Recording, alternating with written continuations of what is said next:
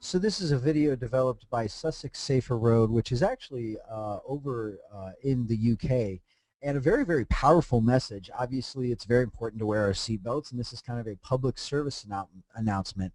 But my question for you is, would sharing this video with your family and friends make you feel good? And I'll give you, if you want to go ahead and chat your response into the window, that would be great. But would sharing this video with your family and friends make you feel good? Because we know that a lot of our buying behavior and a lot of our general behavior is based on emotion. We always don't think logically. Sometimes we think very emotionally. Well, as it turns out, there are a lot of people, to the tune of 17.7 million of them, that would say that sharing this video with their family and friends have made them feel very, very good. As of February 17th, 2014, this is one of the most popular videos on YouTube in terms of public services announcements. So why does this work? Why is this idea of sharing something that makes us feel good important to remember in terms of content marketing? Well, there was a book released in 2013 by a gentleman by the name of Jonah Berger, who is a professor of marketing at the Wharton Business School. Jonah is also a consultant who works with a variety of different brands. But he wrote a book called Contagious: Why Things Catch On. And in this book, you will find a framework. So here's your framework within the framework. Jonah's STEPS framework really looks at what is it that makes things catch on and spread from person to person, not just online, not only isolated to things like viral videos, but word of mouth as well, which we know that word of mouth is literally 93% more powerful than online viral videos. Only 7% of content is actually shared online. Most of this happens when people are sitting on a couch or across the table from each other and having a conversation. So Jonah's number one tenet of STEPS is this idea of social currency, that we tend to share things that make us look or feel good in front of our friends and family. And we all do this. And you can read more about Jonah's framework, from triggers to emotions to the idea of public.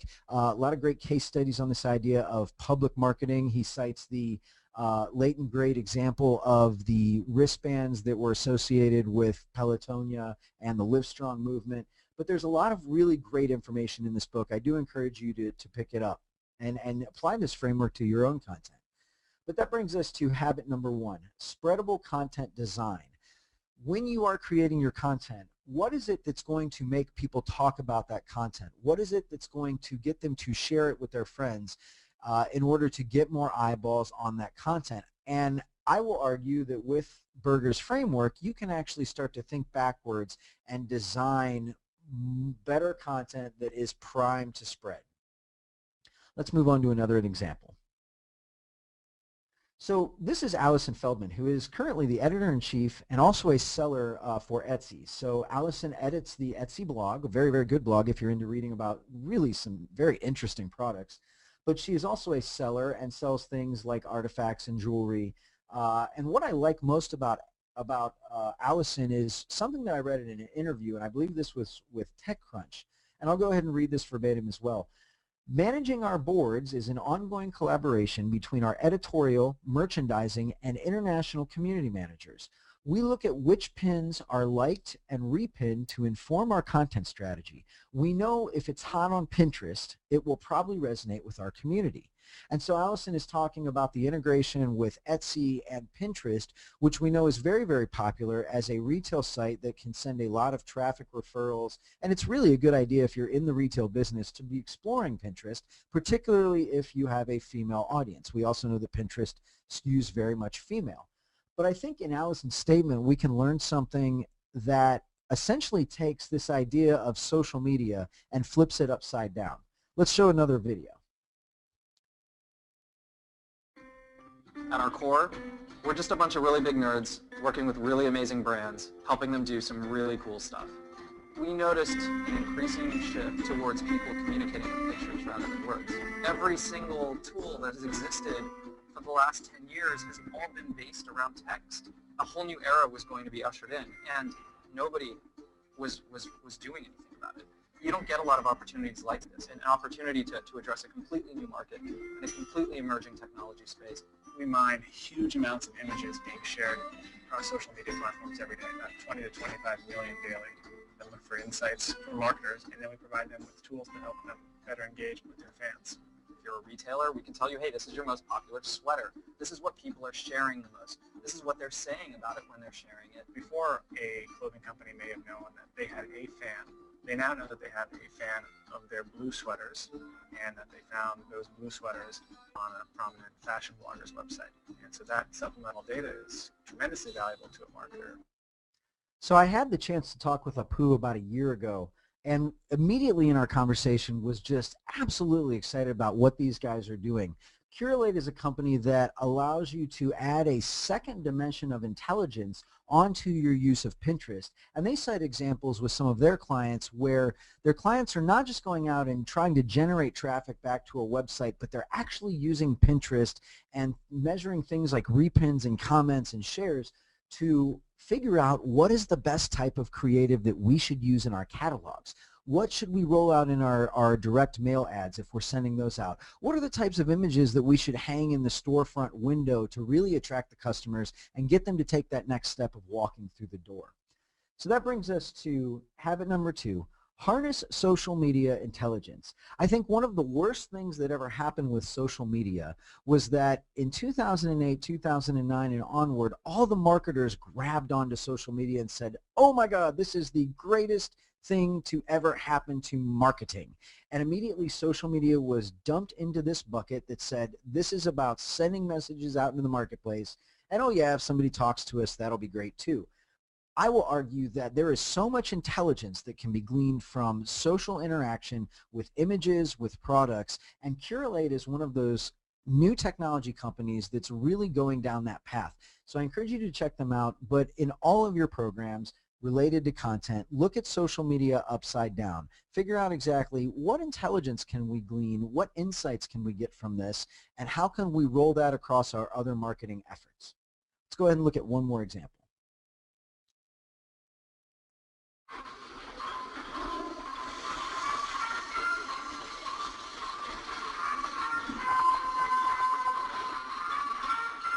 Looking for a clean restroom?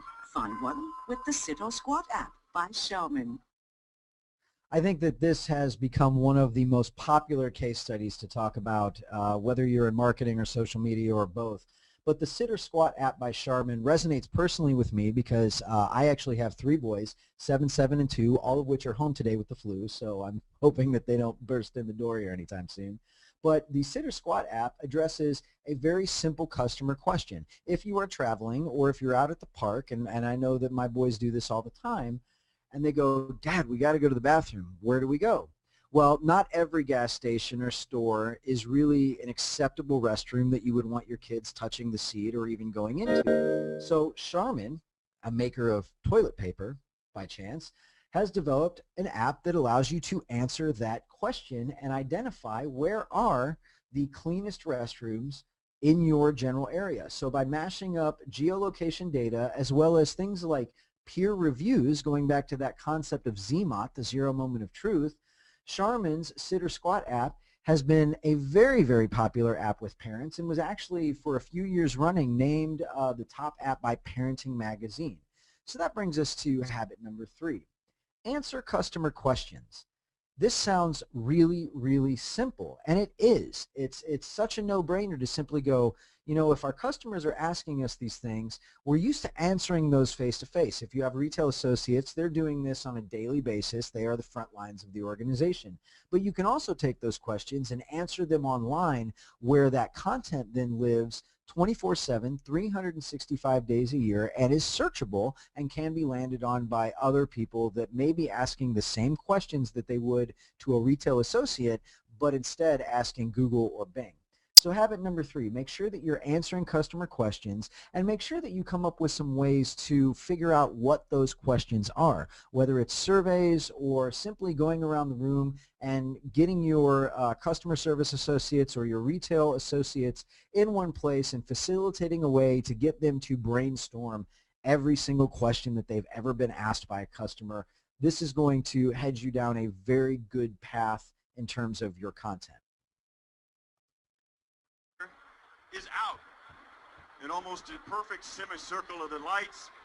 Half the stadium stayed light, half of it went out. The scoreboard is also not working as well. And here's what happened. Moments ago, as we watched the game start to proceed pretty much as normal, one big click of the light switch. So we all remember the moment from New Orleans a little over a year ago now when the Super Bowl, during the Super Bowl, all the lights went out. Now you'll notice this example is about a year old, but I really wasn't all that impressed with anything that came out of the Super Bowl this year from the game, obviously, and I'll apologize to any Denver fans in the audience. But even with the advertisements, I just wasn't really impressed. But with the previous year's Super Bowl, everything was very impressive. So why did the lights go out in New Orleans? Well, some people may have blamed Beyonce and the ridiculous halftime show that probably sucked the power out of most of the city of New Orleans. But I think something amazing happened at that moment, and we'll hear from Sarah Hofstetter, who is the actual president of 360i.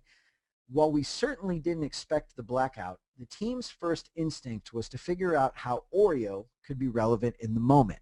So all of you are probably familiar with the now infamous dunk in the dark tweet that came out from Oreo only moments after the lights went out in New Orleans. And 360i was actually the agency behind that. They partnered with Oreo on multiple different initiatives during that Super Bowl.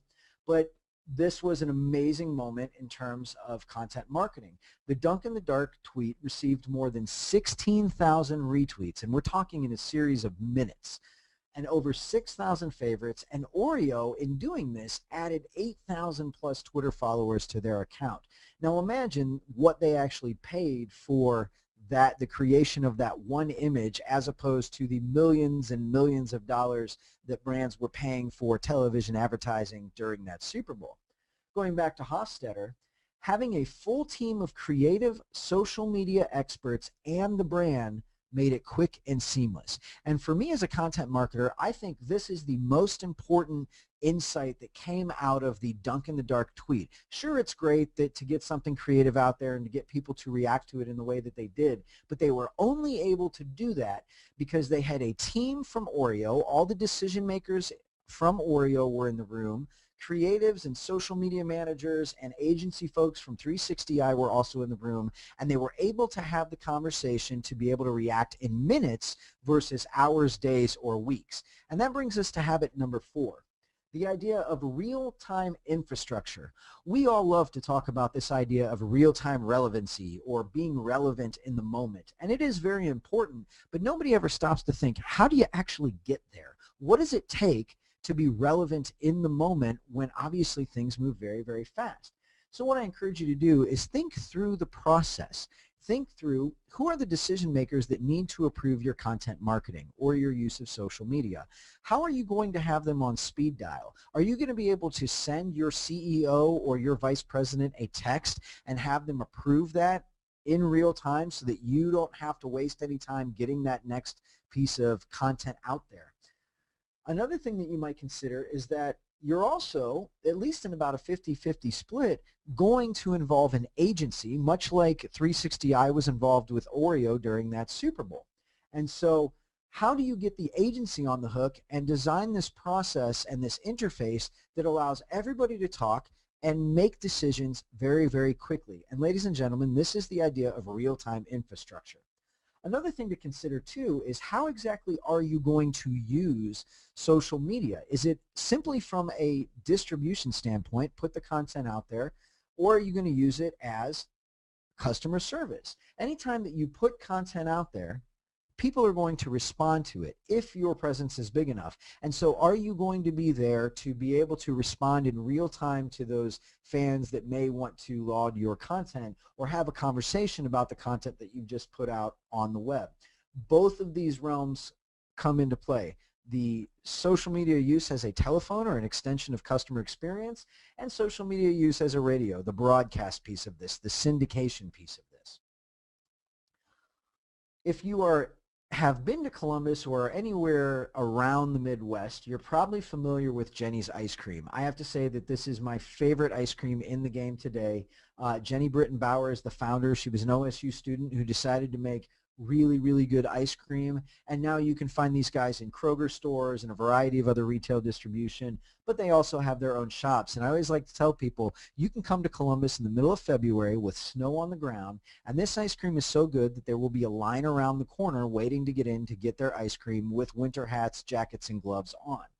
But Jenny's Ice Cream is actually a content marketer as well, and I will argue one of the first of its kind because they were doing this years ago. Let's look at a tweet from @BoneAppetit.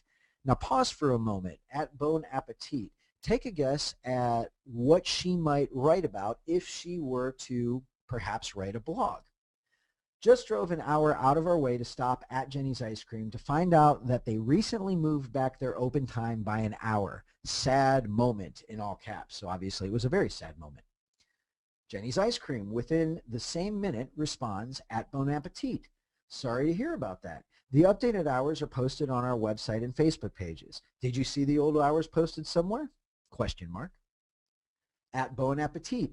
@Jenny's Ice Cream. I must have checked the website right before the change. It was maybe end of last week. Still said 11.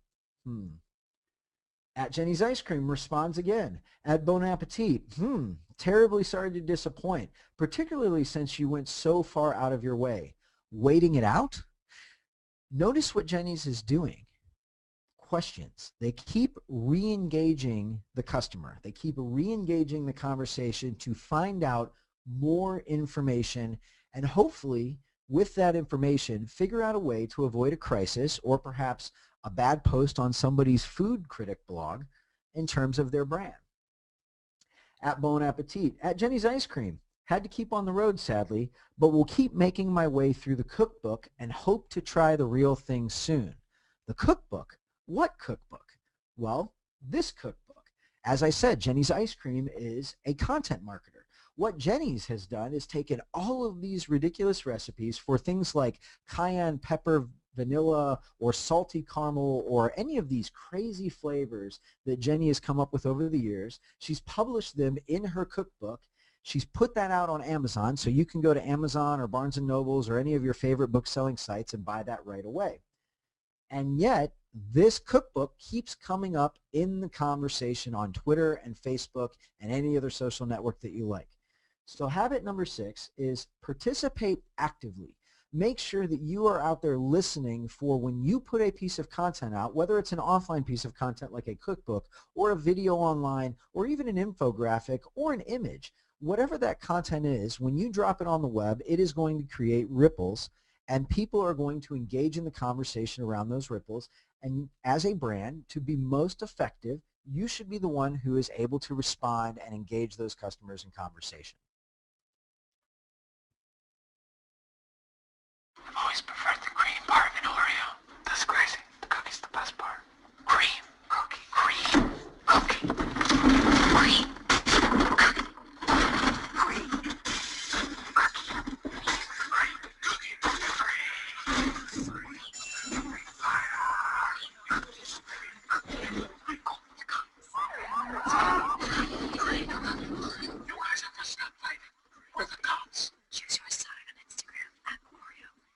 The 2012 Super Bowl was really an exciting Super Bowl for advertising. I think it was some of the best advertisements. Now we see what Oreo paid a lot of money for, and that was the spot that actually ran during that year's Super Bowl. Just an interesting fact, this video that we just watched was actually the very first Super Bowl commercial to be published on YouTube as content prior to airing on national television during the syndication of the Super Bowl. This year we saw pretty much every brand in the game go out and put their advertisements on YouTube. So that just speaks a little bit to the fragmentation of prime time in the media. But this ad was intended to create a controversy, which we know does tend to create a lot of buzz on social media. So the #CookieThis, #CreamThis initiative was set up by Oreo to get people to take a side, either use cookie or cream. And what consumers were instructed to do on the site was to take a picture of anything in their house, any person, any inanimate object, and send it to one of these hashtags on Instagram. Now, another thing that's interesting to note is that year the Twitter Nielsen TV rating had come out, and Twitter was the talk of everything television. Oreo chose to go the blue ocean strategy and attack Instagram. And so what they did was they literally collected, I believe it was 12 to 13 different artists, sculptors, and I like to joke that they made them wear these pinstripes because they literally locked them in a room for like 24 hours, gave them all types of cream that you would eat in an Oreo and all types of cookie material that you would eat in an Oreo, and they sent them to work with these photos, creating likenesses of the photos in either cookie or cream based on the hashtag, and some of the art was really, really amazing. Once they created these pieces of art, they then photographed them and they sent them back to the consumer on a one-to-one basis who had actually sent the initial photo in, showing them the creation of their art. And they replicated this over and over and over again in a period of 24 hours. It was really quite an amazing approach in terms of one-to-one communication for content marketing. As you can see, it worked very, very well. Oreo, with these two hashtags, blew the competition away that year in the Super Bowl in terms of getting people to interact and have a conversation on these hashtags, doing so by taking the blue ocean strategy of Instagram. But what's interesting to consider is that not everybody was willing to take a picture and send it back into Oreo. Only the people who really, really, really liked Oreo cookies tended to be the ones who were so engaged with the brand that they would do that. And so habit number 6 is embrace brand advocates. Find the people who are naturally inclined to talk about your brand, to tweet about your brand, to tell their friends about your brand, and find a way to identify them and make them feel special, whether it's with a piece of content or whether it's putting them in some type of a VIP club. Bring them closer to your organization. A gentleman who I admire who literally wrote the book on brand advocacy, rightly titled Brand Advocates,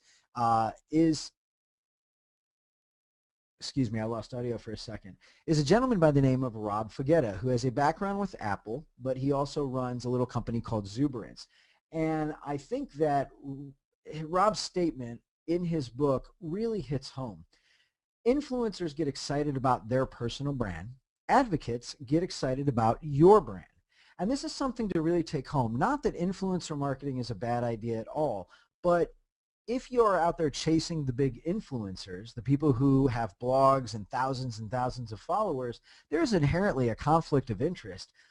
But take that into consideration when you're talking about John Smith on Facebook, who maybe has 300 friends, but really, really, really likes Oreos. He's the one who's willing to go out and take a picture of something in his house and send it into the hashtag to get a piece of art created. Those are the individuals that you need to be worried about connecting with at scale on a one-to-one basis in terms of their reaction to your content. Another case study that I think is very, very interesting is this idea of the pet-centric website hosted by Purina. And this is a lifestyle-typed website that is obviously targeted to their target audience, people who are just nutty about their pets, and I am one of them. I have 2 aging dogs that I'll be very sad when they finally, a couple years from now, leave me. But I really dig these type of sites because there's a lot of information in these forums. There's a lot of content, and you can talk with people who are like-minded as you. Now, Purina goes as far to try to then capture the information of these people, and if you're not asking for your customers' email addresses or zip codes or getting them to register on your site, you absolutely should be building that permission asset, and you should be doing it right now. One of the ways that Purina does this is they actually use things like social sign-on, because we as consumers are very much into instant gratification. So even filling out, and I think their contact form is very, very good in terms of being very limited in terms of the amount of information that they're asking, but there's an easier way. I can simply go click the Facebook button or the Google button and then click through the terms and conditions that I never actually read, and I'm sure that you probably never actually read those as well, and instantly sign up. They can take all my information from Facebook and pop that into their database, and now I am a customer ready for segmentation. But Purina takes it one step farther in terms of really bringing the audience into the fold. Let's watch this video. Echo, like most dogs, is a master sleeper. He's had a few different dog beds over the years, one he ate, one he outgrew, but for the past year, Echo has spent his nights on this sweet tiger bed. Underneath the fearsome tiger blanket is a sturdy washable cover. The cover is stuffed with old sleeping bags and other cushioned blankets. At bedtime, Echo lays down, and for some reason, he likes to sleep with his head off the bed. Who knows why? In any event, recently, it seems like Echo just can't get comfortable on the bed anymore. And I'm committed to finding a comfortable bed, even if it makes me look like a crazy person at the store. The number of good options for dog beds at both stores and online is pretty dizzying, but I won't be deterred from testing and researching until I find the right one. Echo has certainly earned it. I think the lack of a nice bed is catching up to the little guy, so if anyone has any recommendations, please be sure to share. I'll be grateful, and so will Echo. Once he wakes up, that is. So this is a cute video. If you're a pet owner, you're probably looking at Echo and going, aw, and it really is a very audience-centric video. But what I like about this is, again, it's going and addressing a customer question. I don't know about how many of you have dogs out there, but we struggle with this pet beds thing. You get a bed, and within just a few weeks, the bed is lumpy and the dog won't lay on it, and then you have to go and drop another 80 to 100 bucks on a pet bed, and finding the right bed is really hard to do. What they've done in this video is ask for the response from their customers. Rather than making the decision and saying, here are the top 10 pet beds that you should consider buying, they're asking for recommendations from their audience and positioning this video as the piece that's going to get them to respond. And as an audience member, they have a lot of different ways that you can respond, from their Facebook page to Twitter to a variety of different things on the site, forums and Q&A, that allow you to interact and become an active member of that audience. And so that brings us to habit number 7. Always make sure to recruit a proprietary audience. Now, what do we mean by this idea of a proprietary audience? Can you actually own your audience? Well, it's a little bit of a misnomer. I don't think that anybody really owns an audience unless you're NBC or ABC and you have those people tuning in every night. But because of things like Facebook and Twitter and Google Plus and LinkedIn, we now have the ability to recruit our own audience, get them to follow, like, subscribe, and now we have the opportunity to remarket to them over and over again, as long as we're not hitting them with too many messages. This idea of a proprietary audience is probably one of the biggest things that you can do to increase the return on your investment in terms of content and social marketing. Because if your audience is only 100 or 200 fans, then you can expect to get a very small return, because it's always going to be a small percentage of that audience that responds. Versus if your audience is 1 million to 2 million fans. That means that you may need to put some dollars into advertising to recruit that proprietary audience. And there's a lot of tips that you can glean from this book by Jeffrey K. Roars, who is the Vice President of Marketing Insights at ExactTarget. I interviewed Jeffrey on my podcast, and again, I was just so excited about this book because it's actually based on 3 years of research that ExactTarget has done looking at fans, followers, and subscribers, and how do they fit into the marketing mix. The bonus material in this book is there are what I believe is probably the closest formula in this book to figuring out what is actually the value of my proprietary audience. How can we figure out, based on our objectives, our pricing, and all of the elements, what is the formula to figure out how much a fan, follower, or subscriber is actually worth to our business? So anybody who's trying to make a business case up the chain may want to check out this book and read some of the work that Jeffrey and his team at ExactTarget has done. Again, the long-term winners are those who are going to use this new medium to deliver information and entertainment. And I would like to believe that all of you on this webinar are positioned to be these winners. And you can do so by leveraging what I call the Sharper framework. And that is to embrace the idea of designing spreadable content. In every piece of content that you put out, how are you going to use Berger's formula in terms of steps to make sure that it has potential to spread either online or on the ground via word of mouth? Number 2, harness social intelligence. Flip social media upside down and start looking at the data and insights that can be gleaned from social interactions rather than just thinking of it as a marketing medium. Number 3, answer customer questions. It sounds really simple, but this is the quickest way to win the trust of your customers. Simply answer their questions without a sales pitch and you will be fine, and come up with ways to figure out what those questions actually are. Number 4, build real-time infrastructure. Figure out the process and the people and the decision makers who need to be in the room and what the process is for them to be able to approve and make decisions so that you can get your content out there in the moment when it's extremely relevant. Number 5, participate actively in the conversation.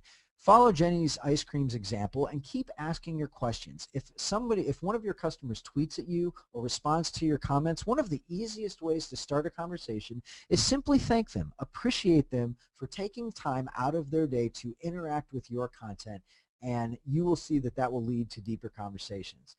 Number 6, embrace brand advocates. As you learn to participate actively in the conversation, more and more people are going to strengthen their affinity for your brand, products, services, and content. So when you identify those who have a very strong affinity, embrace them. Figure out a way to appreciate them for their business, to appreciate them for sharing on their social networks, and even pull them into a club, some type of a VIP experience that makes them feel really special.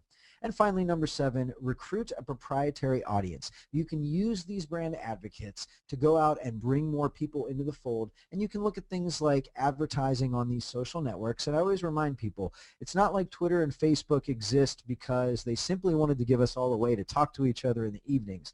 These are ad-supported business models, and so in order to really grow your audience there, you are going to probably have to invest some money into building up that audience and playing their game with advertising. Now, I think at this point in the webinar, we want to go back a little bit to the pet-centric case study. Jason, are you off mute? Yes, I am. Thanks, Nate. All right. So tell me a little bit more about this case study, Jason. How this we should disclose that Pet-Centric and Purina, out of all of the case studies here, these are the one that you guys actually work with as a client. So how has Skyward helped to build sustainable content creation models for clients like Purina? Yeah, one of the biggest challenges is to do all of this is the resources and the tools required. So to produce quality, targeted content at scale, you first need a cohesive content strategy. And of course, you need the quality content creators and editors at scale to match the content volume needs. But you also need a process and technology to do everything from plan the content publishing to compensate and manage your content creators, manage the workflow, optimize that content, promote the content so people can find it, and finally to measure the results so you can figure out what's going on and how to make it sustainable. At Skyward, we offer an end-to-end solution for all of these needs, as we found that having all the pieces centralized in one solution can really play a significant role in sustainability. As an example, keeping the measurement aligned with the strategy and the writers helps ensure that the content stays relevant and continues to perform as time goes on. So you guys have provided, and this is this idea of the 8th habit of sustainability. So let's look at this model. What more has Skyward done to make content creation more efficient?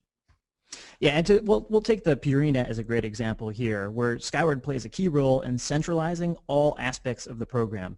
So at a real high level, the Skyward platform has become a place where team members from Pet-Centric, their digital agency Deep Focus, and Skyward all come together to focus on Purina's ongoing content projects.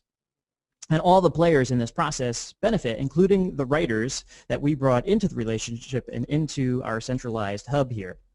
So to take this example a little bit further, once the writers are recruited and trained on Pet-Centric's unique brand voice, we onboard them to our system where they can then log in and view, claim assignments, create the content, and even propose topics for ongoing creation. And in the creation process, so as they're writing these articles, our platform has a built-in SEO feature to help the writers ensure content is aligned to best search practices and to do it in a really easy, efficient way for the writers. And then finally, everybody else, so the content managers, strategists, and editors also log into Skyward, and in there they can do everything from manage the editorial calendar, push out assignments, approve, edit or return content to writers to make that a real seamless process, and then view the content performance on the backside so we know exactly how everything is performing. So I really like the way that you guys have laid out this model. Can you talk a little bit more about who the content creators are in Purina's case and where do they come from? Yeah, it's a great question. And to take a step back first, as PetCentric was looking at what their objectives were, they found that it was necessary to think outside of the four walls of their marketing department to get the volume and the quality of the stories that they needed. And they really realized that they needed contributors at scale who are true pet enthusiasts like the video that we saw and champions of the pet industry. But as Purina started this initiative, they first struggled with the content partners that they had in the past. They actually shared with us that as much as 40% of the content their partners had provided was inconsistent with their brand. It was obviously counter to their whole objective. So to address this, what we did was recruit a dozen influential writers and then train them on consistent brand standards that need to be applied to all the articles produced for Purina. And in this process, some of these writers we found through Skyward's existing writer base, and others we recruited specifically based on their level of influence in the pet industry and in their social networks. To do this, we find people with a high level of influence looking at things like their Twitter followers, their blog, or a high clout score, for example. And then finally, through our training, our onboarding, and our support processes, all of these writers really become brand advocates, to your point earlier, who now work seamlessly with the collective Purina, Deep Focus, and Skyward team to produce content that aligns directly with Purina's values and mission. So I'd like to take a step back in terms of habit number 4. We talked about this idea of creating content that's relevant in the moment and a lot of the infrastructure that goes into that. How do companies like Purina create timely and efficient content? How do they go about that? Yeah, you mentioned infrastructure, which is really important, and thinking about the Oreo example, having everybody centralized so that you can quickly respond to things is key. But the other thing is just dealing with the volume at the same time that you're trying to be responsive. So for a lot of our clients, the amount of content they produce and the complexity of their review process continues to increase. And because of this, the efficiency of publishing that content becomes increasingly important to help them stay flexible and be responsive to timely content needs, like, for example, the power outage at the Super Bowl. So to address this, a lot of the efficiency that we bring to the table comes from the workflow in our platform. Just as an example, as an assignment is created, it's immediately available to the writers, and the writers can see the deadlines required. So it's straightforward, very simple for everybody involved. And then likewise, when the writers submit their articles, the content reviewers and editors are then notified to ensure there are no lags in the process at all. And then finally, the publishing of the content can be automated upon approval based on the rules in the system. So really, the key to this streamlined workflow is that it helps the content strategists to be very agile and responsive to relevant topics, as well as enabling the writers themselves to suggest topics that can be quickly turned into actionable assignments. And finally, to take that step further, because the community of writers considers themselves as part of the pet-centric team, like we talked about earlier, this ability for them to drive topic creation becomes really powerful. A recent example of this, a writer proposed a topic to the team through the platform, mentioning that she was going to be at the National Dog Show. Purina was able to give the writer quickly special access to the show, and she created a story right away for the site that performed extremely well. You know, in my own experience, it's interesting because when you try to assign somebody a topic to write on versus something that they've come up with on their own, the results are very, very different. But what about publishing on social media? How does that fit into this? Yeah, there are a few ways that we can help leverage the power of social. First, any content produced in Skyward can be socially promoted using the system itself. So, for example, a writer can create social posts to promote a blog article without leaving the system, allowing them to really quickly and easily amplify their article to Twitter, Facebook, or LinkedIn, for example. And this is an extremely effective way to expose your content to a broader audience while maintaining the authentic voice of the writer themselves in that process. Now, for direct social publishing, the latest Skyward release also enables Purina to plan, create, and publish posts directly to Facebook right from the platform. And then finally, looking at social from a different angle, more from an input than a feeding out perspective, PetCentric also leverages their Facebook community to help generate more targeted and relevant content using Skyward. So an example of this, recently a fan posted an image of an injured cat she found close to her home that she'd nursed to be able to walk again. So Purina and Skyward then asked a writer to reach out to this fan to create a story for the site using this really compelling information they got from Facebook. And within a couple of days, that post went viral. Very successful. It's really interesting. That really kind of aligns with this idea of flipping social media upside down and getting insights. We talked about habit number 3 in terms of listening to customers and answer their questions. What is Purina doing to engage readers in this way? Yeah, between Purina, Skyward, and Deep Focus, we're working together to unite pet owners and create a place where they can share their stories on the site and in Facebook. So to continue to push this initiative even further, last December, PetCentric launched a new website that is more socially oriented and really encourages consumer engagement so they can get more of this input to figure out what is going to be really relevant and speak to their end consumers. And in support of this, we've evolved the content strategy to include more image-based articles and new content categories. But overall, as we look at it, we know from our measurement piece, which is real important, that the efforts are working. A couple of examples, since the program started, social views on the content have increased nearly 150%, and on Facebook, likes have increased 162%. It really goes into supporting that last point, and I feel very strongly that this idea of the proprietary audience is, I think, the biggest opportunity for content marketers, no matter what your industry is. So hats off to you guys for really kind of taking the platform approach, and it'll be fun to watch this Purina site develop over the next couple of months. Thank you very much. And we're looking at the time here. We've actually run a little bit over, so I want to thank everybody very much for participating. Nate and I will be sure to follow up with any questions that have already come through. And if you'd like to get in touch with us, please send an email to learnmore@skyward.com or to contact us directly. And as a follow-up, along with the slides and a replay of the webinar, we'll send an email tomorrow to everybody on the line, which will have a link to our case study with Purina, and you'll also be able to view other case studies with folks like IBM, the Wall Street Journal, Auto Trader, and the United Way on the Success Stories section of our website. With that, I want to thank Nate very much, and thank you all for joining us, and have a great rest of your day.